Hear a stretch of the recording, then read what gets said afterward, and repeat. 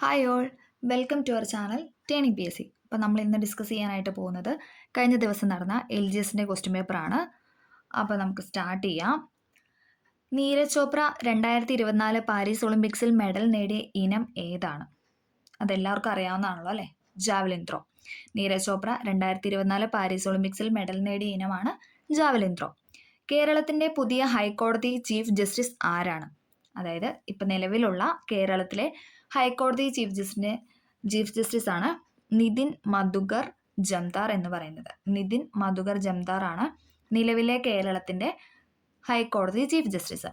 എവിടെയാണ് Annie Besant home rule movement തുടങ്ങിയത്? മദ്രാസ്. എവിടെയാണ് Annie Besant home rule movement തുടങ്ങിയതെന്ന് വെച്ചാൽ മദ്രാസിലാണ്. 1913 തുടങ്ങിയ ഗദ്ദാർ മൂവ്മെൻറ്റിന് നേതൃത്വം നൽകിയത് ആരായിരുന്നു? 1913 തുടങ്ങിയ ഗദ്ദാർ മൂവ്മെൻറ്റിന് നേതൃത്വം നൽകിയതായിരുന്നു ലാലാ ഹർദയാൽ. ഇമ്പോർട്ടൻ്റ് ആണ്, PYQ ആണ്. 1913 തുടങ്ങിയ ഗദ്ദാർ മൂവ്മെൻറ്റിന് നേതൃത്വം നൽകിയത് ലാലാ ഹർദയാൽ. താഴെ പറയുന്നതിൽ ബാലഗംഗാധര തിലകൻ്റെ ജേണൽ ഏതാണ്? താഴെ പറയുന്നതിൽ ബാലഗംഗാധര തിലകൻ്റെ ജേണലാണ് മറാത്ത എന്ന് പറയുന്നത്. താഴെ പറയുന്നതിൽ ബാലഗംഗാധര തിലകൻ്റെ ജേണലാണ് മറാത്ത. ഓക്കെ. 3 റൗണ്ട് ടേബിൾ കോൺഫറൻസിലും പങ്കെടുത്ത വ്യക്തി ആരാണ്? അതായത് 3 വട്ടമേശ സമ്മേളനത്തിലും പങ്കെടുത്ത വ്യക്തി ആരാണെന്നാണ് ചോദിച്ചിരിക്കുന്നത്. Doctor BR Ambedkar. 3 വട്ടമേശ സമ്മേളനത്തിലും പങ്കെടുത്ത വ്യക്തിയാണ് doctor BR Ambedkar. Quit India സമരകാലത്തെ ഇന്ത്യയിലെ വൈസ്രോയി ആരായിരുന്നു? ക്വിറ്റ് ഇന്ത്യ സമരകാലത്തിലെ ഇന്ത്യയിലെ വൈസ്രോയി ആയിരുന്നു ലോർഡ് ലിൻലിത്കോ. ക്വിറ്റ് ഇന്ത്യ സമരകാലത്തിലെ ഇന്ത്യയിലെ വൈസ്രോയി ആയിരുന്നു ലോർഡ് ലിൻലിത്കോ. PSC മെമ്പറെ പദവിയിൽ നിന്ന് നീക്കം ചെയ്യാനുള്ള അധികാരം ആർക്കാണ്? PSC മെമ്പറെ പദവിയിൽ നിന്ന് നീക്കം ചെയ്യാനുള്ള അധികാരം ആർക്കാണെന്ന് ചോദിച്ചു കഴിഞ്ഞാൽ രാഷ്ട്രപതിക്കാണ്.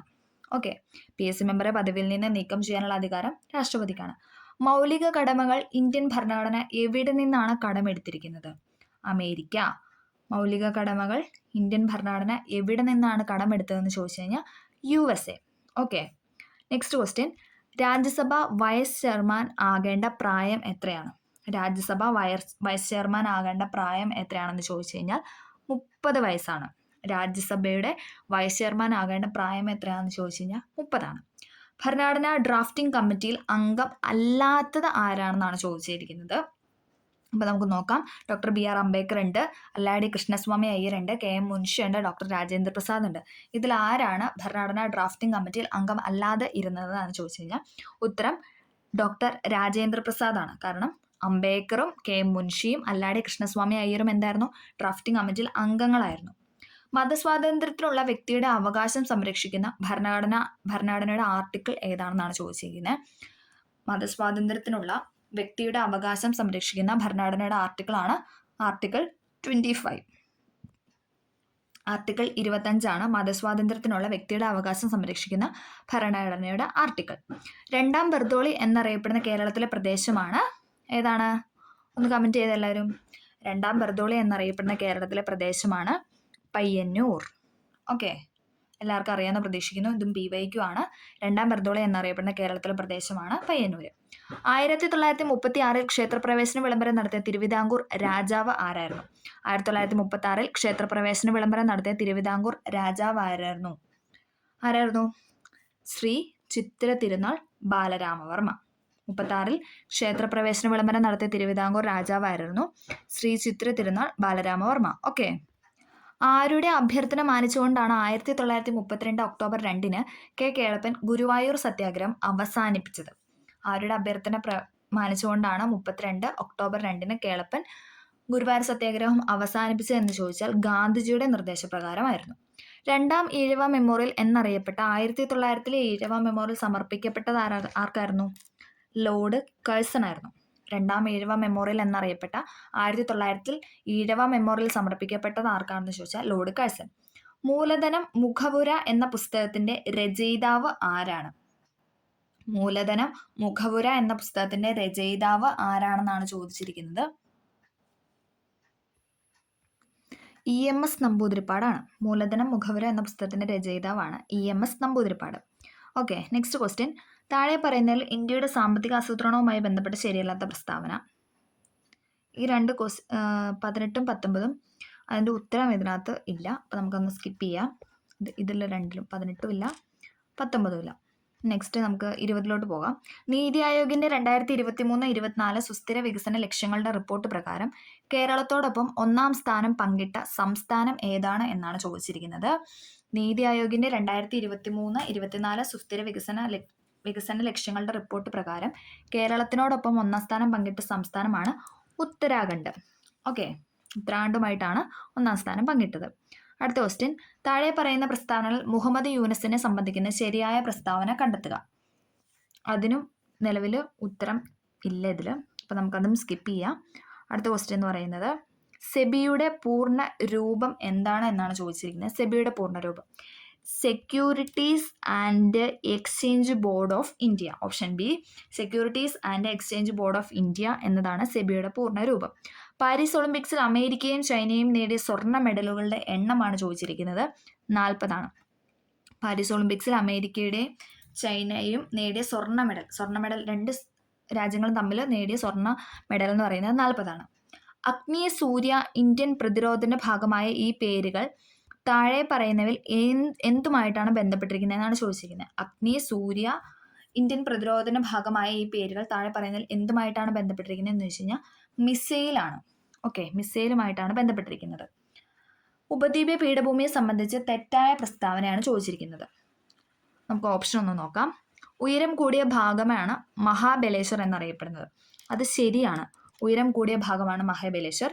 ഇതിന്റെ ഭാഗമാണ് ഡെക്കാൻ പീഠഭൂമി. അതായത് ഉപദ്വീപീയ പീഠഭൂമിയുടെ ഭാഗമാണ് ഡെക്കാൻ പീഠഭൂമി. അത് ശരിയാണ്. വിന്ധ്യ, സത്പുര, ആരവല്ലി, പശ്ചിമഘട്ടം, പൂർവ്വഘട്ടം എന്നിവ ഇതിന്റെ ഭാഗമാണ്. അതും ശരിയാണ്. വിന്ധ്യ, സത്പുര, ആരവല്ലി, പശ്ചിമഘട്ടം, പൂർവ്വഘട്ടം എന്നിവ ഇതിന്റെ ഭാഗമാണ്. അപ്പം ഇതെല്ലാം ശരിയായതിനാൽ ഉത്തരം എന്ന് പറയുന്നത് ഇവയൊന്നുമല്ല എന്നുള്ള ഉത്തരമാണ്. ഓക്കെ, ഉപദ്വീപീയ പീഠഭൂമിയെക്കുറിച്ച് തെറ്റായ പ്രസ്താവനയാണ് ചോദിച്ചിരിക്കുന്നത്. പക്ഷെ നമുക്ക് തന്നിരിക്കുന്ന എല്ലാം ശരിയായിട്ടുള്ളതാണ്. ഉയരം കൂടിയ ഭാഗമാണ് മഹാബലേശ്വർ എന്നും ഉപദ്വീപീയ പീഠഭൂമിയുടെ ഭാഗമാണ് ഡെക്കാൻ പീഠഭൂമി എന്നതും വിന്ധ്യ, സത്പുര, ആരവല്ലി, പശ്ചിമഘട്ടം, പൂർവ്വഘട്ടം എന്നിവ ഉപദ്വീപീയ പീഠഭൂമിയുടെ ഭാഗമാണ്. അടുത്ത ക്വസ്റ്റ്യൻ, ഇന്ത്യയിലെ സംസ്ഥാനങ്ങളെ സംബന്ധിച്ച് ശരിയല്ലാത്ത ജോഡി തിരഞ്ഞെടുക്കാനാണ് പറഞ്ഞിരിക്കുന്നത്. നമുക്കൊന്ന് നോക്കാം. ആന്ധ്രാപ്രദേശ്, ഹൈദരാബാദ്, ഉത്തരാഖണ്ഡ്, ഡെറാഡൂൺ, ബീഹാർ, പാറ്റ്ന, മിസോറാം, ഐസ്വാൾ. ഇത്രയാണ് തന്നിരിക്കുന്നത്. ഇതിൽ ശരിയല്ലാത്ത ജോഡി ചോദിക്കുകയാണെങ്കിൽ ആന്ധ്ര, ഹൈദരാബാദ് എന്ന് പറയുന്നതാണ്. ബാക്കിയെല്ലാം അവരുടേതായ ക്യാപിറ്റൽസ് ആണ്. ഉത്തരാഖണ്ഡ്, ഡെറാഡൂൺ, ബീഹാർ, പാറ്റ്ന, മിസോറാം, ഐസ്വാൾ. ഓക്കെ, അടുത്ത ക്വസ്റ്റ്യൻ, ഇന്ത്യയെ സംബന്ധിച്ച് ശരിയായ പ്രസ്താവന തിരഞ്ഞെടുക്കാനാണ് പറഞ്ഞിരിക്കുന്നത്. നമുക്കൊന്ന് നോക്കാം. ലോകരാജ്യങ്ങളിൽ വലുപ്പത്തിൽ ഇന്ത്യയുടെ സ്ഥാനം 7 അതെല്ലാവർക്കും അറിയാവുന്ന പോയിന്റാണ്. ലോകരാജ്യങ്ങളിൽ വലുപ്പത്തിൽ ഇന്ത്യയുടെ സ്ഥാനം 7. ഇന്ത്യയിലെ 29 സംസ്ഥാനങ്ങളും 6 കേന്ദ്രഭരണ പ്രദേശങ്ങളുമാണ് ഉള്ളത്. തെറ്റ്. ഇന്ത്യയിൽ എത്ര സംസ്ഥാനങ്ങളുണ്ട്? 28 സംസ്ഥാനമാണ് ഇന്ത്യയിലുള്ളത്. ഇന്ത്യയിൽ എത്ര സംസ്ഥാനമുണ്ട്? 28 സംസ്ഥാനങ്ങളും 8 കേന്ദ്രഭരണ പ്രദേശവുമാണ് ഇന്ത്യയിലുള്ളത്. 8 കേന്ദ്രഭരണ പ്രദേശവും 28 സംസ്ഥാനങ്ങളുമാണ് ഇന്ത്യയിലുള്ളത്. ഇന്ത്യയുടെ ഹൃദയം എന്നറിയപ്പെടുന്ന സംസ്ഥാനമാണ് മധ്യപ്രദേശ്. അത് ശരിയാണ്. ഇന്ത്യയുടെ ഹൃദയം എന്നറിയപ്പെടുന്ന സംസ്ഥാനമാണ് മധ്യപ്രദേശ്. ഇപ്പോൾ ലോകരാജ്യങ്ങളിൽ വലുപ്പത്തിൽ ഇന്ത്യയുടെ സ്ഥാനം 7 എന്നതും ഇന്ത്യയുടെ ഹൃദയം എന്നറിയപ്പെടുന്ന സംസ്ഥാനം മധ്യപ്രദേശ് എന്നതും ഇത് രണ്ടുമാണ് ശരിയായിട്ടുള്ള പ്രസ്താവന. അപ്പോൾ 1ഉം 3ഉം ശരിയായിട്ട് കിടക്കുന്ന ഓപ്ഷൻ സി ആണ്. അപ്പോൾ 27 ഓപ്ഷൻ സി. ഓക്കെ, ഉത്തരപർവ്വത മേഖലയെ സംബന്ധിച്ച് തെറ്റായ പ്രസ്താവന കണ്ടെത്തുക. നമുക്കൊന്ന് നോക്കാം. ഉത്തരപർവ്വത മേഖലയിൽ സ്ഥിതി ചെയ്യുന്ന ഉത്തരപർവ്വത മേഖലയിൽ സ്ഥിതി ചെയ്യുന്ന പർവ്വതനിരകളുടെ അടിസ്ഥാനത്തിൽ ട്രാൻസ് ഹിമാലയം, ഹിമാലയം, പൂർവാചൽ എന്നിങ്ങനെ തരംതിരിച്ചിരിക്കുന്നു. ശരിയാണ്. ഉത്തരപർവ്വത മേഖലയിൽ സ്ഥിതി ചെയ്യുന്ന പർവ്വതനിരകളുടെ അടിസ്ഥാനത്തിൽ ട്രാൻസ് ഹിമാലയം, ഹിമാലയം, പൂർവാചൽ എന്നിങ്ങനെ തിരിച്ചിരിക്കുന്നു. അത് ശരിയാണ്. ഭൂമിശാസ്ത്രപരമായ പ്രത്യേകതകളുടെ അടിസ്ഥാനത്തിൽ ഹിമാലയൻ നിരകളെ ശിവാലിക്, ഹിമാചൽ, ഹിമാദ്രി എന്നിങ്ങനെ തരംതിരിച്ചിരിക്കുന്നു. അതും ശരിയായിട്ടുള്ള ഓപ്ഷനാണ്. ഇതും ശരിയാണ്. എവറസ്റ്റ് പോലുള്ള വമ്പൻ പർവ്വതങ്ങൾ സ്ഥിതി ചെയ്യുന്നത് ശിവാലിക്കിലാണ്. അത് തെറ്റാണ്. ആ ഓപ്ഷൻ എന്ന് പറഞ്ഞാൽ തെറ്റാണ്. നാഗ, ഖാസി, ഗാരോ കുന്നുകൾ പൂർവാചലിലാണ് സ്ഥിതി ചെയ്യുന്നത്. ശരിയാണ്. അപ്പം നമുക്ക് നോക്കാം. തെറ്റായ പ്രസ്താവനയാണ് നമ്മളോട് ചോദിച്ചിരിക്കുന്നത്. അപ്പോൾ ഓപ്ഷൻ, അതായത് 3 വരുന്ന ഓപ്ഷൻ സെലക്ട് ചെയ്യുക, സി. ഓക്കെ, പാകിസ്ഥാനുമായി അതിർത്തി പങ്കിടുന്ന ഇന്ത്യൻ സംസ്ഥാനങ്ങളിൽ ഉൾപ്പെടാത്തതാണ് ചോദിച്ചിരിക്കുന്നത്. പാകിസ്ഥാനുമായി അതിർത്തി പങ്കിടുന്ന സംസ്ഥാനങ്ങളിൽ ഉൾപ്പെടാത്തതാണ് നമ്മളോട് ചോദിച്ചിരിക്കുന്നത്. നമുക്ക് നോക്കാം. രാജസ്ഥാൻ ഉൾപ്പെടുന്നുണ്ട്, പഞ്ചാബ് ഉൾപ്പെടുന്നുണ്ട്, ഗുജറാത്ത് ഉൾപ്പെടുന്നുണ്ട്, ഹരിയാന ഉൾപ്പെടുന്നില്ല. അപ്പം ഉത്തരം എന്ന് പറയുന്നത് ഹരിയാനയാണ്. പാകിസ്ഥാനുമായി അതിർത്തി പങ്കിടുന്ന സംസ്ഥാനങ്ങളാണ് രാജസ്ഥാൻ, പഞ്ചാബ്, ഗുജറാത്ത്. അടുത്ത ക്വസ്റ്റ്യൻ, കേരളത്തിലെ തദ്ദേശ സ്വയംഭരണ സ്ഥാപനങ്ങളെ കുറിച്ച് തെറ്റായ പ്രസ്താവന തിരഞ്ഞെടുക്കുക. കേരളത്തിൽ 941 ഗ്രാമപഞ്ചായത്തുകളുണ്ട്. ശരി. കേരളത്തിൽ എത്ര ഗ്രാമപഞ്ചായത്ത് ഉണ്ട്? 941. 87 മുനിസിപ്പാലിറ്റികളും 6 മുനിസിപ്പൽ കോർപ്പറേഷനുകളുമാണ് കേരളത്തിലുള്ളത്. അതെന്ന് പറയുന്നത് തെറ്റാണ്. സോറി, ആ സ്റ്റേറ്റ്മെൻറ്റ് എന്ന് പറഞ്ഞാൽ ശരിയായിരുന്നു. 87 മുനിസിപ്പാലിറ്റികളും 6 മുനിസിപ്പൽ കോർപ്പറേഷനുകളും കേരളത്തിലുണ്ട്. അർദ്ധനഗര പ്രദേശങ്ങളിൽ ഭരണം നടത്തുന്നത് നഗരപഞ്ചായത്തുകളാണ്. അർദ്ധനഗര പ്രദേശങ്ങളിൽ ഭരണം നടത്തുന്നതെന്ന് പറയുന്നത് നഗരപഞ്ചായത്തുകളാണ്. അപ്പോൾ കേരളത്തിൽ 941 ഗ്രാമപഞ്ചായത്തുണ്ട്, 87 മുനിസിപ്പാലിറ്റികളും 6 മുനിസിപ്പൽ കോർപ്പറേഷനുമുണ്ട്. അർദ്ധനഗര പ്രദേശങ്ങളിൽ ഭരണം നടത്തുന്നത് നഗരപഞ്ചായത്തുകളാണ്. അപ്പോൾ ഇതിനകത്ത് തെറ്റായ പോയിന്റ് എന്ന് പറഞ്ഞാൽ നിരവധി ഗ്രാമപഞ്ചായത്തുകൾ ചേർന്നതാണ് വാർഡ് പഞ്ചായത്ത് എന്ന് പറയുന്നത് തെറ്റാണ്. ആ ഓപ്ഷനാണ് ശരി, അതായത് ഓപ്ഷൻ ഡി. അടുത്ത ക്വസ്റ്റ്യൻ, കേരളത്തിൻ്റെ സമുദ്രതീരം സംബന്ധിച്ച പ്രസ്താവനകളിൽ ശരിയായത് തിരഞ്ഞെടുക്കുക. ശരിയായതാണ് ചോദിച്ചിരിക്കുന്നത്. അപ്പോൾ നമുക്ക് നോക്കാം. കേരളത്തിൽ കടൽ തീരം 590 കിലോമീറ്റർ വ്യാപിച്ചിരുന്നു. ശരിയാണ്. നമുക്കറിയാം കേരളത്തിൻ്റെ കടൽ തീര ദൈർഘ്യം എന്ന് പറയുന്നത് 590 കിലോമീറ്റർ ആണ്. നിലവിൽ സംസ്ഥാനത്ത് 222 കടലോര മത്സ്യഗ്രാമങ്ങളുണ്ട്. അതും ശരിയാണ്. നിലവിൽ സംസ്ഥാനത്ത് 222 മത്സ്യഗ്രാമങ്ങളുണ്ട്. മത്സ്യമേഖലയുടെ ഉന്നമനത്തിനായി പ്രവർത്തിക്കുന്ന ഒരു ഏജൻസിയാണ് കേരള ജലകൃഷി വികസന ഏജൻസി. ഇമ്പോർട്ടൻ്റ് ആണ്. മത്സ്യമേഖലയുടെ ഉന്നമനത്തിനായി പ്രവർത്തിക്കുന്ന ഒരു ഏജൻസിയാണ് കേരള ജലകൃഷി വികസന ഏജൻസി. അപ്പം നമുക്ക് നോക്കിയാൽ ഈ 3 ഓപ്ഷൻ ശരിയാണ്. അപ്പം ഉത്തരം എന്ന് പറയുന്നത് ഡി, എല്ലാം ശരിയാണ്. ഓക്കെ. കേരളത്തിലെ വന്യജീവി സങ്കേതങ്ങളും ദേശീയോദ്യാനങ്ങളും സംബന്ധിച്ച വിവരങ്ങളാണ് ചുവടെ നൽകിയിരിക്കുന്നത്. അതിൽ ശരിയായ ജോഡി തിരഞ്ഞെടുക്കാനാണ് നമ്മളോട് പറഞ്ഞിരിക്കുന്നത്. ഓക്കെ, അപ്പോൾ നമുക്കൊന്ന് നോക്കാം. മതികെട്ടാൻചോല വയനാട് എന്നാണ് പറഞ്ഞത്. അത് തെറ്റാണ്. ശരിയായിട്ടുള്ള ഓപ്ഷൻ എന്ന് പറയുന്നത് 2ഉം 3ഉമാണ്. പാമ്പാടുംചോല ഇടുക്കി, ആറളം വന്യജീവി സങ്കേതം കണ്ണൂർ. ഓക്കെ, പാമ്പാടുംചോല ഇടുക്കി, ആറളം വന്യജീവി സങ്കേതം കണ്ണൂർ. അപ്പം ഓപ്ഷൻ എ ആണ് അതിൻ്റെ ഉത്തരം. കേരളത്തെ സംബന്ധിച്ച പ്രസ്താവനകളിൽ ശരിയായത് തിരഞ്ഞെടുക്കാനാണ് അടുത്ത ക്വസ്റ്റ്യൻ. മുഴുവൻ ഗ്രാമങ്ങളിലും ബാങ്കിങ് സേവനം ലഭ്യമാക്കിയ ഇന്ത്യയിലെ ആദ്യത്തെ സംസ്ഥാനമാണ് കേരളം എന്ന് പറയുന്നത്. അത് ശരിയാണ്. കായിക വിദ്യാഭ്യാസം പാഠ്യപദ്ധതിയിൽ ഉൾപ്പെടുത്തിയ ആദ്യത്തെ ഇന്ത്യൻ സംസ്ഥാനമാണ് കേരളം. അതും ശരിയാണ്. നമുക്കറിയാം കേരളമാണ് കായിക വിദ്യാഭ്യാസം പാഠ്യപദ്ധതിയിൽ ആദ്യമായിട്ട് ഉൾപ്പെടുത്തിയത്. ജനസാന്ദ്രത കൂടിയ ജില്ല മലപ്പുറം എന്നാണ് പറഞ്ഞിരിക്കുന്നത്. ജനസാന്ദ്രത കൂടിയ ജില്ല എന്ന് പറയുന്നത് മലപ്പുറം എന്ന് പറയുന്നത് തെറ്റാണ്. ജനസാന്ദ്രത കൂടിയ ജില്ല ഏതാണ്? അത് തിരുവനന്തപുരമാണ്. ഓക്കെ, അപ്പം നമുക്കറിയാം ഓപ്ഷൻ 1ഉം 2ഉം ആണ്. 33ൻ്റെ ഉത്തരം എന്ന് പറയുന്നത് എ ആണ്. Okay, next question. കേരളത്തിലെ വിവിധ വൈദ്യുത പദ്ധതികളെ സംബന്ധിച്ച പ്രസ്താവന ശരിയല്ലാത്തത് തിരഞ്ഞെടുക്കുക. ശരിയല്ലാത്ത ഓപ്ഷനാണ് ചോദിച്ചിരിക്കുന്നത്. അപ്പോൾ നമുക്ക് നോക്കാം. കേരളത്തിൽ ജലവൈദ്യുത പദ്ധതികൾ ആണ് കൂടുതലുള്ളത്. കേരളത്തിൽ വിവിധ വൈദ്യുത സ്രോതസ്സുകളാണ് താപവൈദ്യുതി, ജലവൈദ്യുതി, കാറ്റ്, സൗരവൈദ്യുതി തുടങ്ങിയവ. തിരുമാലയിൽ നിന്ന് വൈദ്യുതി ഉൽപ്പാദിപ്പിക്കുന്ന കേരളത്തിൻ്റെ പദ്ധതിയാണ് നീണ്ടകര. പൂർണ്ണമായും വൈദ്യുതീകരിച്ച സംസ്ഥാനം എന്നറിയപ്പെടുന്ന കേരളമാണ്. അപ്പോൾ 34 ഉത്തരം എന്ന് പറയുന്നത് അതായത് നമ്മളോട് ചോദിച്ചതിന് ശരിയല്ലാത്തതാണ്. അതായത് തെറ്റായ പോയിന്റാണ് ചോദിച്ചിരിക്കുന്നത്. തെറ്റെന്ന് പറഞ്ഞാൽ തെറ്റാണ്. 3 എന്നുള്ള ഓപ്ഷനാണ് തെറ്റ്. അപ്പോൾ ഉത്തരം എന്ന് പറയുന്നത് സി ആയിരിക്കും. കേരളത്തിൽ ജലവൈദ്യുത പദ്ധതികളാണ് കൂടുതലുള്ളത്. അത് ശരിയാണ്. കേരളത്തിലെ വിവിധ വൈദ്യുത സ്രോതസ്സുകളാണ് താപവൈദ്യുതി, ജലവൈദ്യുതി, കാറ്റ്, സൗരവൈദ്യുതി എന്നിവ. പൂർണ്ണമായും വൈദ്യുതീകരിച്ച സംസ്ഥാനം എന്നറിയപ്പെടുന്ന കേരളമാണ്. കേരളത്തിലെ ജലാശയങ്ങളെ സംബന്ധിച്ച പ്രസ്താവന ശരിയായത് തിരഞ്ഞെടുക്കാനാണ് പറഞ്ഞിരിക്കുന്നത്.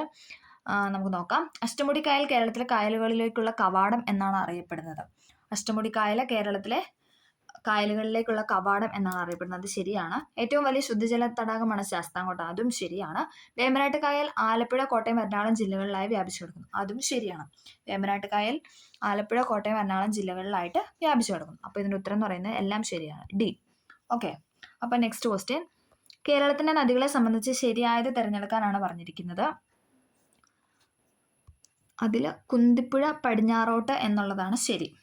ഓക്കെ, കുന്തിപ്പുഴ പടിഞ്ഞാറോട്ട് എന്ന ഓപ്ഷൻ മാത്രമാണ് ശരിയായിട്ടുള്ളത്. അടുത്ത ക്വസ്റ്റ്യൻ. സമുദ്രനിരപ്പിൽ നിന്നുള്ള ഉയരത്തെ അടിസ്ഥാനമാക്കി കേരളത്തിൻ്റെ ഭൂപ്രകൃതിയിൽ ഉൾപ്പെടുന്നത് ഏതെല്ലാമാണെന്നാണ് ചോദിച്ചിരിക്കുന്നത്. മലനാട്, ഇടനാട്, തീരപ്രദേശം, സമതല പ്രദേശം എന്നിങ്ങനെ 4 ഓപ്ഷനാണ് നമുക്ക് തന്നിരിക്കുന്നത്. അപ്പം നമുക്കറിയാം മലനാട്, ഇടനാട്, തീരപ്രദേശം ഇത് 3ഉമാണ് കേരളത്തിൻ്റെ കേരള സമുദ്രനിരപ്പിൽ നിന്നുള്ള ഉയരത്തെ അടിസ്ഥാനമാക്കി കേരളത്തിൻ്റെ ഭൂപ്രകൃതി എന്ന് പറയുന്നത് മലനാട്, ഇടനാട്, തീരപ്രദേശമാണ്. അപ്പോൾ ആ ഫസ്റ്റ് 1, 2, 3 എന്ന ഓപ്ഷൻ എ ആണ് ശരി. Next question. തിരുവല്ല പപ്പൻ എന്നറിയപ്പെട്ടിരുന്ന തോമസ് വർഗീസ് ഏത് ഒളിമ്പിക് കായിക ഇനത്തിലാണ് മത്സരിച്ചിരിക്കുന്നത് എന്നാണ് ചോദിച്ചിരിക്കുന്നത്. അതിൻ്റെ ഉത്തരം ഇതിനകത്ത് തന്നിട്ടില്ല. അപ്പോൾ നമുക്കത് സ്കിപ്പ് ചെയ്യാം. അടുത്ത ക്വസ്റ്റ്യൻ, കേരളത്തിൽ തെക്കു പടിഞ്ഞാറൻ മൺസൂണിനെ സംബന്ധിച്ച പ്രസ്താവനയിൽ ശരിയായത് തിരഞ്ഞെടുക്കാനാണ് പറഞ്ഞിരിക്കുന്നത്. നമുക്ക് നോക്കാം. ഓപ്ഷൻസ് സ്റ്റേറ്റ്മെൻറ്റ് വായിക്കാം. ജൂൺ മുതൽ സെപ്റ്റംബർ വരെ മഴ ലഭിക്കുന്നു എന്ന് പറഞ്ഞ സ്റ്റേറ്റ്മെൻറ്റ് അത് ശരിയാണ്. ഇടവപ്പാതി എന്നാണ് അതറിയപ്പെടുന്നത്, അതും ശരിയാണ്. ഓക്കെ, ജൂൺ മുതൽ സെപ്റ്റംബർ വരെ മഴ ലഭിക്കുന്നു, ഇടവപ്പാതി എന്നാണ് അറിയപ്പെടുന്നത്. അപ്പം ഓപ്ഷൻ ബി ആണ്, 1, 2 ശരി. അടുത്ത ക്വസ്റ്റ്യൻ, നിലവിൽ കേരളത്തിലെ ഏറ്റവും വലിയ ജില്ല, അതെല്ലാവർക്കും അറിയാവുന്നതാണ്, ഇടുക്കിയാണ് നിലവിലെ കേരളത്തിലെ ഏറ്റവും വലിയ ജില്ല. വരയാടിനെ സംരക്ഷിക്കാൻ പ്രൊജക്ട് നീലഗിരി താർ പദ്ധതി ആരംഭിച്ച സംസ്ഥാനം എന്ന് ചോദിച്ചാൽ ഏതായിരിക്കും? അതും എല്ലാവർക്കും അറിയാവുന്ന ക്വസ്റ്റ്യൻ ആണ്. 41A എന്ന് പറയാം, തമിഴ്നാട്. വരയാടിനെ സംരക്ഷിക്കാൻ പ്രൊജക്ട് നീലഗിരി താർ പദ്ധതി ആരംഭിച്ച സംസ്ഥാനമാണ് തമിഴ്നാട്. കേരളത്തിലെ സ്കൂൾ ബസ്സുകൾ ട്രാക്ക് ചെയ്യാൻ രക്ഷിതാക്കൾക്ക് മോട്ടോർ വാഹന വകുപ്പ് ആരംഭിച്ച മൊബൈൽ ആപ്പാണ് ചോദിച്ചിരിക്കുന്നത്. 42ാമത്തെ ക്വസ്റ്റ്യൻ, വിദ്യാവാഹൻ, അതായത് പദ്ധതിയാണ്, പദ്ധതിയെ കുറിച്ചാണ് ചോദിച്ചിരിക്കുന്നത്. കേരളത്തിലെ സ്കൂൾ ബസ്സുകൾ ട്രാക്ക് ചെയ്യാൻ രക്ഷിതാക്കൾക്ക് മോട്ടോർ വാഹന വകുപ്പ് ആരംഭിച്ച മൊബൈൽ ആപ്പാണ് വിദ്യാവാഹൻ എന്ന് പറയുന്നത്. അടുത്ത ക്വസ്റ്റ്യൻ 43, എല്ലാ ആദിവാസികൾക്കും അടിസ്ഥാന രേഖകൾ നൽകുന്ന ഇന്ത്യയിലെ ആദ്യത്തെ ജില്ലയാണ് ചോദിച്ചിരിക്കുന്നത്. അതേതാണ്? അതും എല്ലാവർക്കും അറിയാവുന്ന ഓപ്ഷനാണ്, വയനാട്. എല്ലാ ആദിവാസികൾക്കും അടിസ്ഥാന രേഖകൾ നൽകുന്ന ഇന്ത്യയിലെ ആദ്യത്തെ ജില്ലയാണ് വയനാട്. തിരുക്കൊച്ചി സംയോജനം നടന്നത് എന്നാണെന്നാണ് ചോദിച്ചിരിക്കുന്നത്. എല്ലാവരും ഓപ്ഷൻ ഒന്ന് കറക്റ്റായിട്ട് നോക്കണം. 1949 ജൂൺ 1, 1949 ജൂലൈ 1, 48 ജൂൺ 1, 48 ജൂലൈ 1. അപ്പോൾ നമുക്ക് പെട്ടെന്ന് തെറ്റി പോകാനുള്ള ചാൻസ് ഉണ്ട്. അപ്പോൾ എല്ലാവരും കറക്റ്റായിട്ട് കൃത്യമായിട്ട് നോക്കിയതിന് ശേഷം ഇങ്ങനെ ഡേറ്റ് ഒക്കെ നമ്മൾ ആൻസർ ചെയ്യുക. എൻ്റെ ഉത്തരം എന്ന് പറയുന്നത് 1949 ജൂലൈ 1. ഓക്കെ, യുനെസ്കോയുടെ ലോക പൈതൃക പട്ടികയിൽ ഉൾപ്പെടുത്തിയ രണ്ടാമത്തെ കേരളീയ കലാരൂപമാണ് ചോദിച്ചിരിക്കുന്നത്. അതെല്ലാവർക്കും അറിയാവുന്നതാണ്, മുടിയേറ്റ്. ആദ്യമായിട്ട് ഉൾപ്പെടുത്തിയത് കൂടിയാട്ടവും അവസാനമായിട്ട് രണ്ടാമത് ഉൾപ്പെടുത്തിയിരിക്കുന്നത് മുടിയേറ്റുമാണ്. നിബന്ധമാല എന്ന കൃതി രചിച്ചത് ആരാണ്? വിഷ്ണു കൃഷ്ണ ചിപ്ലുങ്കറാണ്. നിബന്ധമാല എന്ന കൃതി രചിച്ചിരിക്കുന്ന വിഷ്ണു കൃഷ്ണ ചിപ്ലുങ്കറാണ്. അർജുന അവാർഡ് നേടിയ ആദ്യത്തെ മലയാളിയാണ് ചോദിച്ചിരിക്കുന്നത്. അർജുന അവാർഡ് നേടിയ ആദ്യത്തെ മലയാളിയാണ് സി ബാലകൃഷ്ണൻ. അർജുന അവാർഡ് നേടിയ ആദ്യത്തെ മലയാളിയാണ് സി ബാലകൃഷ്ണൻ. ഓക്കെ, ഇന്ത്യൻ ഗവൺമെന്റിന്റെ കീഴിൽ വരുന്ന ISROയുടെ പുതിയ വാണിജ്യ വിഭാഗം ഏത് പേരിലാണ് അറിയപ്പെടുന്നത്? ഇന്ത്യൻ ഗവൺമെന്റിന്റെ കീഴിൽ വരുന്ന ISROയുടെ പുതിയ വാണിജ്യ വിഭാഗമാണ് ഏതെന്ന് പറയുന്നത്? New space India limited. Option A, new space India limited ആണ് ഇന്ത്യ ഗവൺമെന്റിന് കീഴിൽ വരുന്ന ISROയുടെ പുതിയ വാണിജ്യ വിഭാഗം. 2023 IPL ചരിത്രത്തിലെ ആദ്യത്തെ ഇമ്പാക്റ്റ് പ്ലെയർ ആയത് ആരാണ്? 49ാമത്തെ ക്വസ്റ്റ്യൻ, 2023 IPL ചരിത്രത്തിലെ ആദ്യത്തെ ഇമ്പാക്റ്റ് പ്ലെയർ ആയത് ആരാണെന്നാണ് ചോദിച്ചിരിക്കുന്നത്. ആരാണ്? തുഷാർ ദേശ്പാണ്ഡെ ആണ്. തുഷാർ ദേശ്പാണ്ഡെ ആണ് 2023 IPL ചരിത്രത്തിലെ ആദ്യത്തെ ഇമ്പാക്റ്റ് പ്ലെയർ ആയത് തുഷാർ ദേശ്പാണ്ഡെ. ജ്ഞാനപ്പാന പുരസ്കാരം 2023 നേടിയത് ആരാണെന്നാണ് ചോദിച്ചിരിക്കുന്നത്. ജ്ഞാനപ്പാന പുരസ്കാരം 2023 നേടിയത് വി മധുസൂദനൻ നായർ. ചാന്ദ്രയാൻ 3 വിക്ഷേപിച്ചതെന്ന്, ഇതെല്ലാവർക്കും അറിയാവുന്ന ഡേറ്റ് ആണ്. എല്ലാവരും ഒന്ന് കമൻറ്റ് ചെയ്തേ ഏതാണെന്നുള്ളത്. ചാന്ദ്രയാൻ 3 വിക്ഷേപിച്ചത് എന്നാണെന്നാണ് ചോദിച്ചിരിക്കുന്നത്. 2023 ജൂലൈ 14. ഓക്കെ, 2023 ജൂലൈ 14 ചാന്ദ്രയാൻ 3 വിക്ഷേപിച്ചത്. Next question, Malappuram Tanur boat അപകടത്തെക്കുറിച്ച് അന്വേഷിച്ച ജുഡീഷ്യൽ കമ്മീഷൻ ഏതാണെന്നാണ് അടുത്ത ക്വസ്റ്റ്യൻ ചോദിച്ചിരിക്കുന്നത്. VK മോഹൻ കമ്മീഷനാണ്. മലപ്പുറം താനൂർ ബോട്ട് അപകടത്തെക്കുറിച്ച് അന്വേഷിച്ച ജുഡീഷ്യൽ കമ്മീഷനാണ് VK മോഹൻ കമ്മീഷൻ. താഴെ പറയുന്നതിൽ അസ്ഥികളുടെ ആരോഗ്യത്തിന് അത്യാവശ്യം വേണ്ട വിറ്റാമിൻ ഏതാണെന്ന് വെച്ചാൽ, അസ്ഥികളുടെ എന്ന് കേൾക്കുമ്പോൾ തന്നെ നമ്മൾ ഏതിലോട്ട് പോകണം? വിറ്റാമിൻ ഡിയിലോട്ട് പോകണം. ഓക്കെ, അസ്ഥികളുടെ ആരോഗ്യത്തിന് ഏറ്റവും വേണ്ടത് എന്താണ്? Vitamin D. സൺലൈറ്റിൽ നിന്ന് നമുക്ക് കിട്ടുന്ന വിറ്റാമിൻ ആണ് നമുക്ക് അസ്ഥികളുടെ ആരോഗ്യത്തിന് ഏറ്റവും അത്യാവശ്യമായിട്ട് വേണ്ട വിറ്റാമിൻ. വന്യജീവികളുടെയും ചരിത്ര സ്മാരകങ്ങളുടെയും പ്രകൃതി വിഭവങ്ങളെയും ഭൗമ സവിശേഷതകളും സംരക്ഷിക്കുന്നതിനായി പ്രഖ്യാപിക്കപ്പെട്ടിരിക്കുന്ന വനമേഖല. ഇപ്പം എല്ലാ ക്വസ്റ്റ്യൻ പേപ്പറിലും കാണുന്നതാണ് ഇങ്ങനെ ഒരു ക്വസ്റ്റ്യൻ. അതായത് വന്യജീവി, അതായത് national park, community reserve, botanical garden, ecology hotspot, അങ്ങനെ ബന്ധപ്പെട്ട എല്ലാ ഇപ്പം നടക്കുന്ന എല്ലാ PSCയിലും കാണുന്നൊരു ക്വസ്റ്റ്യൻ ആണ് ഇതെന്ന് പറയുന്നത്. അതിൻ്റെ ഉത്തരം എന്നതാണ്? അപ്പം എന്നാലും ഉത്തരം എന്താണ്? വന്യജീവികളോടൊപ്പം ചരിത്ര സ്മാരകങ്ങളെയും പ്രകൃതി വിഭവങ്ങളെയും ഭൗമ സവിശേഷതകളെയും സംരക്ഷിക്കുന്നതിനായി പ്രഖ്യാപിക്കപ്പെട്ടിരിക്കുന്നതാണ് നാഷണൽ പാർക്ക്. ഓക്കെ, 84ൻ്റെ ഉത്തരം എന്ന് പറയുന്നത് A ഓപ്ഷനാണ്. ഓക്കെ, താഴെ പറയുന്നതിൽ ഏത് കാർഷിക വിളയിൽ പെടുന്നതാണ് വെള്ളായനി ഹ്രസ്വ? വെള്ളായനി ഹ്രസ്വ എന്ന് പറയുന്നത് കിഴങ്ങു വർഗത്തിലാണ് പെടുന്നത്. ഓക്കെ. വെള്ളായണി ഹ്രസ്വ എന്ന് പറയുന്നത് കിഴങ്ങ് വർഗ്ഗമാണ്. വിസർജ്യ വസ്തുക്കളുടെ സാന്നിധ്യം മൂലം മലിനമാക്കപ്പെട്ട കുടിവെള്ളം ഉപയോഗിക്കുന്നതിലൂടെ ഉണ്ടാകുന്ന രോഗമാണ് ചോദിച്ചിരിക്കുന്നത്. വിസർജ്യ വസ്തുക്കളുടെ സാന്നിധ്യം മൂലം മലിനമാക്കപ്പെട്ട കുടിവെള്ളം ഉപയോഗിക്കുന്നതിലൂടെ ഉണ്ടാകുന്ന രോഗമാണ് ഡയേറിയ. മനുഷ്യ രക്തപര്യന വ്യവസ്ഥയുമായി ബന്ധപ്പെട്ട പ്രസ്താവന പരിശോധിച്ച് ചുവടെ നൽകുന്നതിന് ശരിയുത്തരമാണ് തിരഞ്ഞെടുക്കേണ്ടത്. ഓക്കെ, ശരിയുത്തരമാണ് തിരഞ്ഞെടുക്കുന്നത്. നമുക്ക് നോക്കാം.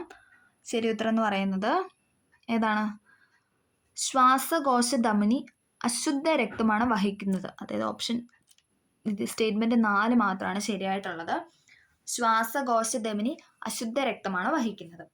അടുത്ത ക്വസ്റ്റ്യൻ, കേംബ്രിഡ്ജ് യൂണിവേഴ്സിറ്റിയിലെ ഗവേഷകർ കൃത്രിമ രീതിയിൽ സൃഷ്ടിച്ചെടുത്ത ബാക്ടീരിയയുടെ പേരാണ് ചോദിച്ചിരിക്കുന്നത്. ഏതാണ്? ഈ കോളി ബാക്ടീരിയ. കേംബ്രിഡ്ജ് യൂണിവേഴ്സിറ്റിയിലെ ഗവേഷകർ കൃത്രിമ രീതിയിൽ സൃഷ്ടിച്ചെടുത്ത ബാക്ടീരിയ ആണ് ഏതെന്ന് പറയുന്നത് ഈ കോളി ബാക്ടീരിയ. ഓക്കെ. അടുത്ത ക്വസ്റ്റ്യൻ, കമ്പ്യൂട്ടറുകളെ ചിന്തകൾ കൊണ്ട് നിയന്ത്രിക്കുന്നതിനായി മനുഷ്യ മസ്തിഷ്കത്തിൽ വയർലെസ് ചിപ്പ് സ്ഥാപിച്ച് പരീക്ഷണം നടത്തുന്ന ഇലോൺ മസ്കിന്റെ കമ്പനിയുടെ പേരാണ് ചോദിച്ചിരിക്കുന്നത്. ഏതാണ്? Neuralink corporation. ഇമ്പോർട്ടൻ്റ് ആണ്. കമ്പ്യൂട്ടറുകളെ ചിന്തകൾ കൊണ്ട് നിയന്ത്രിക്കുന്നതിനായി മനുഷ്യ മസ്തിഷ്കത്തിൽ വയർലെസ് ചിപ്പ് സ്ഥാപിച്ച് പരീക്ഷണം നടത്തുന്ന ഇലോൺ മസ്കിന്റെ കമ്പനിയാണ് ന്യൂറോലിങ്ക് കോർപ്പറേഷൻ. ആറ്റത്തിലെ ഏത് കണത്തിന്റെ സാന്നിധ്യമാണ് ജെ തോംസൺ കണ്ടെത്തിയത്? എല്ലാവർക്കും അറിയാവുന്ന ക്വസ്റ്റ്യൻ ആണ്. ഏതാണ്? ഇലക്ട്രോൺ ആണ്. ആറ്റത്തിലെ ഏത് കണത്തിന്റെ സാന്നിധ്യമാണ് ജെ തോംസൺ കണ്ടെത്തിയെന്ന് ചോദിച്ചാൽ ഇലക്ട്രോൺ. തന്നിരിക്കുന്നതിൽ ക്രിസ്റ്റൽ ആകൃതി അല്ലാത്ത കാർബണിന്റെ രൂപാന്തരം കണ്ടുപിടിക്കാനാണ് പറഞ്ഞിരിക്കുന്നത്. തന്നിരിക്കുന്നതിൽ ക്രിസ്റ്റൽ ആകൃതി അല്ലാത്ത കാർബണിന്റെ രൂപാന്തരമാണ് ഇതെന്ന് പറയുന്നത് കൽക്കരി. അപ്പോൾ വജ്രം, ഗ്രാഫൈറ്റ്, ഫുള്ളറിൻ എന്ന് പറയുന്നത് ക്രിസ്റ്റൽ ആകൃതിയാണ്. കാർബണിന്റെ രൂപാന്തരമാണ് ഈ 4 ഓപ്ഷൻ എന്ന് പറയുന്നത്. അതായത് വജ്രവും ഗ്രാഫൈറ്റും കൽക്കരിയും ഫുള്ളറിനും എല്ലാം കാർബണിന്റെ രൂപാന്തരമാണ്. പക്ഷെ ക്രിസ്റ്റൽ ആകൃതി അല്ലാത്തതെന്ന് ചോദിച്ചാൽ കൽക്കരിയും, ക്രിസ്റ്റൽ ആകൃതി ഉള്ളതെന്ന് ചോദിച്ചാൽ വജ്രം, ഗ്രാഫൈറ്റ്, ഫുള്ളറിനാണ്.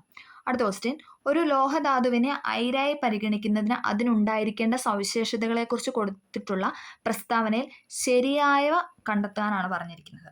ഓക്കെ. അടുത്ത ക്വസ്റ്റ്യൻ എന്ന് പറയുന്നത് ശരിയായ ഓപ്ഷൻ കണ്ടെത്താനാണ് പറഞ്ഞിരിക്കുന്നത്. നമുക്ക് നോക്കാം. ലോഹത്തിന്റെ അംശം കൂടുതലുണ്ടായിരിക്കണം. എളുപ്പത്തിലും ചെലവ് കുറഞ്ഞ രീതിയിലും ലോഹം വേർതിരിച്ച് എടുക്കാനാവുന്നതുമാവണം. അതായത് ക്വസ്റ്റ്യൻ ചോദിച്ചിരിക്കുന്ന ഒരു ലോഹധാതുവിനെ അയിരായിട്ട് പരിഗണിക്കുന്നതിനുണ്ടായിരിക്കേണ്ട കാര്യങ്ങളാണ്. ലോഹത്തിന്റെ അംശം കൂടുതലായിരിക്കണം, എളുപ്പത്തിൽ ചെലവ് കുറഞ്ഞ രീതിയിലും ലോഹം വേർതിരിച്ചെടുക്കാനായിട്ട് കഴിയണം. ഓക്കെ. ജനറേറ്ററിൽ നടക്കുന്ന ഊർജ്ജ പരിവർത്തനമാണ് ചോദിച്ചിരിക്കുന്നത്. ജനറേറ്ററിൽ നടക്കുന്ന ഊർജ്ജ പരിവർത്തനമാണ് യാന്ത്രികോർജ്ജം വൈദ്യുത ഊർജ്ജമാക്കുന്നത്. അതെല്ലാവർക്കും അറിയാവുന്ന പോയിന്റാണ്. ശ്രവണബോധം ഉളവാക്കാൻ കഴിയുന്ന ഊർജ്ജ രൂപമാണ് ശബ്ദം. ശബ്ദത്തെ സംബന്ധിച്ച് ഉള്ള ശരിയായ പ്രസ്താവന തിരഞ്ഞെടുക്കാനാണ് ചോദിച്ചിരിക്കുന്നത്. നമുക്കൊന്ന് നോക്കാം. ശരിയായ പ്രസ്താവനയാണ് ചോദിച്ചിരിക്കുന്നത്. വസ്തുക്കളുടെ കമ്പനം മൂലമാണ് ശബ്ദങ്ങൾ ഉണ്ടാകുന്നത്. അത് ശരിയാണ്. ശബ്ദത്തിന് സഞ്ചരിക്കാൻ മാധ്യമം ആവശ്യമാണ്. അതും ശരിയാണ്. മനുഷ്യന്റെ ശ്രവണ പരിധി 20 ഹെർട്സ് മുതൽ 2000 ഹെർട്സ് എന്നാണ് അവർ തന്നിരിക്കുന്നത്. അത് തെറ്റാണ്. 2000 അല്ല, 20,000 ഹെർട്സ് വരെയാണ് മനുഷ്യന്റെ ശ്രവണ പരിധി എന്ന് പറയുന്നത്. അപ്പോൾ വസ്തുക്കൾ കമ്പനം ചെയ്യുന്നത് മൂലമാണ് ശബ്ദം ഉണ്ടാകുന്നത്. ശബ്ദത്തിന് സഞ്ചരിക്കാൻ മാധ്യമം ആവശ്യമാണ്. ഓക്കെ. അടുത്ത ക്വസ്റ്റ്യൻ, കേരള ഗവൺമെന്റിന്റെ ഡ്രൈവിംഗ് ലൈസൻസ് സേവനങ്ങൾക്ക് വേണ്ടിയുള്ള സോഫ്റ്റ്വെയർ ഏതാണെന്നാണ് ചോദിച്ചിരിക്കുന്നത്. കേരള ഗവൺമെന്റ് ഡ്രൈവിംഗ് ലൈസൻസ് സേവനങ്ങൾക്ക് വേണ്ടിയുള്ള സോഫ്റ്റ്വെയർ ആണ് ഏതാണ്? സാരഥി എന്ന് പറയുന്ന ഓപ്ഷൻ ബി, സാരഥി. കേരള ഗവൺമെന്റിന്റെ ഡ്രൈവിംഗ് ലൈസൻസ് സേവനങ്ങൾക്ക് വേണ്ടിയിട്ടുള്ള സോഫ്റ്റ്വെയർ ആണ് സാരഥി. ഏത് മേഖലയിലുള്ളവർക്കാണ് രാഷ്ട്രീയ വിജ്ഞാൻ പുരസ്കാരം നൽകപ്പെടുന്നത്? ഏത് മേഖലയാണ്? ശാസ്ത്രജ്ഞർക്കാണ് രാഷ്ട്രീയ വിജ്ഞാൻ പുരസ്കാരം നൽകുന്നത്. കേരള സാമൂഹിക സുരക്ഷാ മിഷൻ കോർപ്പറേഷനുകളിലും മുനിസിപ്പാലിറ്റികളിലും താമസിക്കുന്ന 65 വയസ്സിന് മുകളിൽ പ്രായമുള്ള വയോജനങ്ങൾക്ക് നൽകുന്ന ആരോഗ്യ സാമൂഹിക പരിരക്ഷയാണ്. ഇതെല്ലാ ക്വസ്റ്റ്യൻ പേപ്പറിലും കാണുന്നൊരു ക്വസ്റ്റ്യൻ ആണ്. വയോമിത്രമാണ് കേരള സാമൂഹിക സുരക്ഷാ മിഷൻ കോർപ്പറേഷനുകളിലും മുനിസിപ്പാലിറ്റികളിലും താമസിക്കുന്ന 65 വയസ്സിന് മുകളിൽ പ്രായമുള്ള വയോജനങ്ങൾക്ക് നൽകുന്ന ആരോഗ്യ സാമൂഹിക പരിരക്ഷയാണ് വയോമിത്രം. താഴെ പറയുന്നതിൽ വൈറസ് മൂലം ഉണ്ടാകുന്ന രോഗബാധയാണ് ചോദിച്ചിരിക്കുന്നത്. ഏതാണ്? ചിക്കൻ പോക്സ് വൈറസ് മൂലമാണ് ഉണ്ടാകുന്നത്. ജീവകം B12 അപര്യാപ്തത മൂലമുണ്ടാകുന്ന രോഗമാണ് ചോദിച്ചിരിക്കുന്നത്. ഏതാണ്? ജീവകം B12 അതിന്റെ അപര്യാപ്തത രോഗമാണ് പെർനീഷ്യസ് അനീമിയ എന്ന് പറയുന്നത്. ഓക്കെ. പ്രഥമ ശുശ്രൂഷയുടെ ലക്ഷ്യങ്ങളാണ് പ്രഥമ ശുശ്രൂഷയുടെ ലക്ഷ്യങ്ങൾ ഓപ്ഷൻസ് നോക്കാം. വേദന കുറയ്ക്കുക, ജീവൻ രക്ഷിക്കുക, ഗുരുതരാവസ്ഥ ഒഴിവാക്കുക, മുകളിൽ പറഞ്ഞതല്ല. അപ്പം നമുക്കറിയാം എന്തായാലും 2 ഓപ്ഷൻ വരുന്നുണ്ട്. അപ്പോൾ അങ്ങനെ വരുമ്പോൾ ഇതിനകത്ത് വേറെ സ്റ്റേറ്റ്മെന്റ് തരാത്തതിനാൽ നമ്മൾ 3 ഓപ്ഷനും കറക്റ്റാണ്. വേദന കുറയ്ക്കാനുണ്ട്, ജീവൻ രക്ഷിക്കാനുണ്ട്, ഗുരുതരാവസ്ഥ ഒഴിവാക്കുക. ഇത് 3ആണ് നമ്മുടെ പ്രഥമ ശുശ്രൂഷ എന്ന് പറയുന്നത്. അപ്പോൾ ഓപ്ഷൻ എന്തായിരിക്കും ഉത്തരം? മുകളിൽ പറഞ്ഞവയല്ല. ജീവിതശൈലി രോഗങ്ങൾ ഉണ്ടാകാനുള്ള പ്രധാന കാരണം താഴെ പറയുന്നതിൽ ഏതാണ്? ജീവിതശൈലി രോഗങ്ങളാണ് ചോദിച്ചിരിക്കുന്നത്. അത് നമുക്ക് നോർമലി കണക്ട് ചെയ്യാവുന്നതാണ്. അനാരോഗ്യമായ ഭക്ഷണശീലം മൂലമാണ് ജീവിതശൈലി രോഗങ്ങൾ ഉണ്ടാകുന്നത്. മാംസ്യത്തിന്റെ കുറവ് മൂലം ഉണ്ടാകുന്ന രോഗമാണ് ചോദിച്ചിരിക്കുന്നത്. മാംസ്യത്തിന്റെ കുറവ് മൂലം ഉണ്ടാകുന്ന രോഗമാണ് ക്വാഷിയോർക്കർ. അടുത്ത ക്വസ്റ്റ്യൻ, COVID-19 കാരണമായ രോഗാണുക്കൾ ഏത് വർഗത്തിലാണ് പെടുന്നത്? അതെല്ലാവർക്കും അറിയാവുന്നതാണ്. കൊറോണ വൈറസ് തന്നെയാണ് നമ്മൾ പറയുന്നത്. അപ്പം COVID-19 കാരണമായിരുന്ന വൈറസാണ്. മാരകമായ അസുഖങ്ങൾ കാരണം ദുരിതം അനുഭവിക്കുന്ന 18 വയസ്സിന് താഴെ പ്രായമുള്ള കുട്ടികൾക്ക് സൗജന്യ ചികിത്സ നൽകുന്ന കേരള സർക്കാരിന്റെ പദ്ധതിയാണ് ഏതെന്ന് പറയുന്നത്? താലോലം എന്ന് പറയുന്നത്. താലോലം എന്ന് പറയുന്ന പദ്ധതിയാണ് 18 വയസ്സിന് താഴെ പ്രായമുള്ള കുട്ടികൾക്ക് നൽകുന്ന ചികിത്സ എന്ന് പറയുന്നത്. വില്ലൻ ചുമയ്ക്ക് കാരണമാകുന്ന രോഗകാരി ഏതാണ്? ബോർഡറ്റുല പെർട്ടൂസിസ്. നമുക്ക് ആ പേരിൽ നിന്ന് തന്നെ കണക്ട് ചെയ്യാം. ബോർഡറ്റുല പെർട്ടൂസിസ് എന്നാണ് വില്ലൻ ചുമയ്ക്ക് കാരണമാകുന്ന രോഗകാരി. ചിക്കൻ ബോക്സിന്റെ പ്രതിരോധത്തിനുള്ള വാക്സിൻ ഏതാണെന്നാണ് ചോദിച്ചിരിക്കുന്നത്? Varicella vaccine. വേരിസെല്ല വാക്സിൻ ആണ് ചിക്കൻ ബോക്സ് പ്രതിരോധത്തിനുള്ള വാക്സിൻ. ആന്റിബയോട്ടിക്കിന്റെ അമിത വിനിയോഗം തടയുന്നതിനായി കേരള സംസ്ഥാനം ആരംഭിച്ച പുതിയ പദ്ധതിയുടെ പേരാണ് ചോദിച്ചിരിക്കുന്നത്. ഏതാണ്? ഓപ്പറേഷൻ അമൃത്. ഓപ്പറേഷൻ അമൃതാണ് ആന്റിബയോട്ടിക്കിന്റെ അമിത വിനിയോഗം തടയുന്നതിനായി കേരള സ്റ്റേറ്റ് ആരംഭിച്ച പദ്ധതി. 2023 ഇന്ത്യയിൽ ഏറ്റവും കൂടുതൽ മരണം ഉണ്ടാക്കിയ ജീവിതശൈലി രോഗമാണ് ചോദിച്ചിരിക്കുന്നത്. ഏതാണ്? ഹൃദ്രോഗമാണ്. 2023 ഇന്ത്യയിൽ ഏറ്റവും കൂടുതൽ മരണം ഉണ്ടാക്കിയ ജീവിതശൈലി രോഗമാണ് ഹൃദ്രോഗം. കേരള സംസ്ഥാന ആരോഗ്യ ഏജൻസി 2023-24 ശ്രവണ വൈകല്യം ബാധിച്ച 5 വയസ്സിൽ താഴെയുള്ള കുട്ടികൾക്ക് കോക്ലിയർ ഇംപ്ലാന്റേഷൻ ശസ്ത്രക്രിയ സൗജന്യമായി നൽകുന്ന സംരംഭം ആണ് ചോദിച്ചിരിക്കുന്നത്. ഏതാണ് സംരംഭം? ശ്രുതി തരംഗം. ഓപ്ഷൻ സി, ശ്രുതി തരംഗം. കേരള സംസ്ഥാന ആരോഗ്യ ഏജൻസി 2023-24 ശ്രവണ വൈകല്യം ബാധിച്ച 5 വയസ്സിന് താഴെ, 5 വയസ്സ് പ്രത്യേകം ഓർക്കണം, 5 വയസ്സിന് താഴെയുള്ള കുട്ടികൾക്ക് കോക്ലിയർ ഇംപ്ലാന്റേഷൻ ശസ്ത്രക്രിയ സൗജന്യമായി നൽകുന്ന സംരംഭമാണ് ശ്രുതി തരംഗം. കേരള സർക്കാരിന്റെ ദിശ ഹെൽപ്പ് ലൈൻ നമ്പർ ഏതാണെന്നാണ് ചോദിച്ചിരിക്കുന്നത്. ഏതാണ്? 1058. 1058 ഓപ്ഷൻ ബി ആണ് കേരള സർക്കാരിന്റെ ദിശ ഹെൽപ്പ് ലൈൻ നമ്പർ എന്ന് പറയുന്നത്. അപ്പം നമ്മളിവിടെ 80 ക്വസ്റ്റ്യൻ ഡിസ്കസ് ചെയ്തിട്ടുണ്ട്. എല്ലാവർക്കും ഇത് ഉപകാരപ്പെട്ടു എന്ന് പ്രതീക്ഷിക്കുന്നു. എന്തെങ്കിലും ഇതുണ്ടെങ്കിൽ എല്ലാവരും ഡൗട്ടോ കാര്യങ്ങളോ എന്തെങ്കിലും ഉണ്ടെങ്കിൽ എല്ലാവരും ഒന്ന് കമൻറ്റ് ചെയ്യുക. അപ്പോൾ എല്ലാവർക്കും ഈ ക്ലാസ് ഇഷ്ടപ്പെട്ടു എന്ന് വിചാരിക്കുന്നു. Okay, thank you.